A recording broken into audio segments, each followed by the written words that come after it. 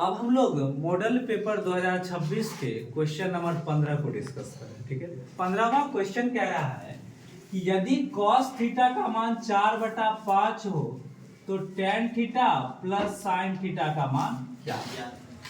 Objective में भी एक क्वेश्चन देखने को मिलता है, बड़ा आसान सा है, देख लीजिएगा कि हम इसको थोड़ा तरीका बता रहे हैं कि कैसे लिखेंगे तो हमें मार्क्स मिलेगा। क्वेश्चन है, लिखते हैं दिया है cos थीटा का वैल्यू कितना दिया है 4/5 और हमें ज्ञात क्या करना है tan theta plus sin theta. तो चूंकि cos थीटा 4/5 दिया हुआ है और cos थीटा होता क्या आधार बटे कर्ण, तो 4/5 और आधार बटे कर्ण की अगर तुलना कीजिए तो आधार का मान क्या लग रहा है 5, आधार का मान क्या लग रहा है 4 और कर्ण का मान क्या लग रहा है 5। तो हम मान लिए आधार 4 है कर्ण 5।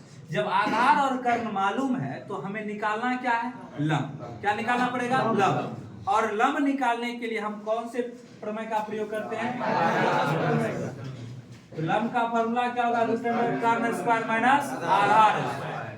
तो कर्ण की मान कितनी है 5, आधार का मान 4, तो 5 का स्क्वायर माइनस 4 का स्क्वायर, 5 का स्क्वायर 25, 4 का स्क्वायर 16, 25 में से 16 गया 9, 9 का वर्गमूल 3, तो लंब का मान कितना हो गया 3।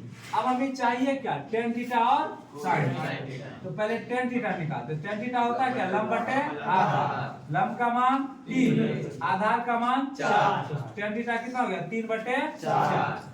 फिर हमें क्या चाहिए sin थीटा, लंब बटे कर्ण, लंब का मान 3, कर्ण का मान 5, तो sin थीटा हो गया 3/5। ये अलग अलग नहीं, हमें इसका क्या चाहिए जोड़ चाहिए।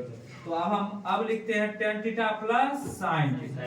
तो tan थीटा का मान कितना निकाल के चले हैं 3/4, sin थीटा का मान 3/5, 4 और 5 कैल्शियम 20, 4 से 20 कितनी बार में 5 बार, 5 तिया 15, 5 से 20 4, 4 तिया 12, 15 12 27/20 इसका क्या हो गया आंसर। एक बार रिकॉल कर लेते हैं, पूरे चीजों को सारांश देख लेते हैं कि cos थीटा 4/5 है, tan थीटा sin थीटा का मान चाहिए। cos थीटा का मान 4/5 है, आधार बटे कर्ण होता है, आधार का मान 4, कर्ण का मान 5 ले लिए।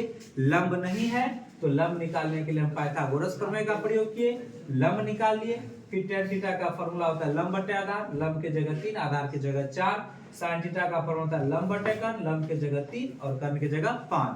फिर tan theta plus sin theta के मान में 3/4 प्लस 3/5 एलसीएम ले लिया और रिजल्ट हमारे पास कितना आ गया 27/20। क्लियर बात है? Yes sir. चलो।